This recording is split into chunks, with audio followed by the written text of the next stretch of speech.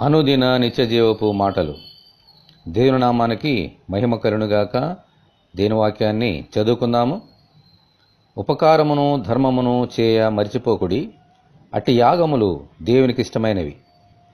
హెబ్రీయులకు రాసిన పత్రిక 13వ అధ్యాయము 16వ వచనం.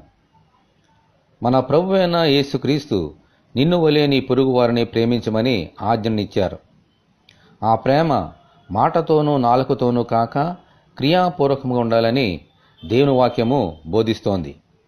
ఉపకారము ధర్మము ఆ ప్రేమలోని క్రియలే.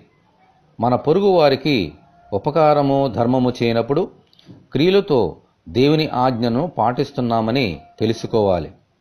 ఇట్టి క్రియలు దేవునికి ఇష్టమైనవి. అవి యాగములతో సమానమని పరిశుద్ధ లేఖనములు బోధిస్తున్నాయి. ఆమేన్. బీదలను మనము జ్ఞాపకం చేసుకున్నప్పుడు దేవుడు మనల్ని జ్ఞాపకం చేసుకుని మనలను ఆశీర్వదిస్తారు. మనకు మేలు చేసిన వారికి కాదు, కీడు చేసిన వారికి కూడా ఉపకారమే చేయాలి. ప్రభువా, మనుషులందరికీ మేలు చేయనట్లుగాను క్రియాపూర్వకంగా ఇతరులను ప్రేమించినట్లుగాను అనుగ్రహించమని ప్రభువైన యేసుక్రీస్తు ద్వారా మనమందరము దేవుని ప్రార్థన చేసుకుందాము. ప్రభువా, మీకు వందనాలు తండ్రి.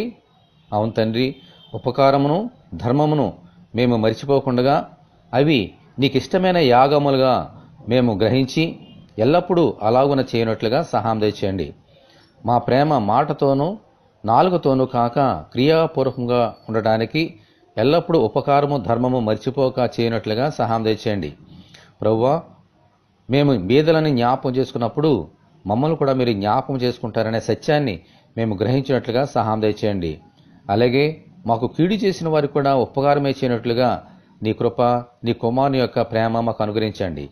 ఈ వాక్యం వింటున్న నీ బిడ్డలందరినీ అలాగూ దీవించమని యేసు నామములో ప్రార్థన చేస్తున్నాము తండ్రి. ఆమెన్. ప్రభు అయిన యేసుక్రీస్తు కృప మనకందరికీ తోడి ఉండి నడిపించునుగాక. ఆమెన్. పరిశుద్ధ దేవుని మందిరం.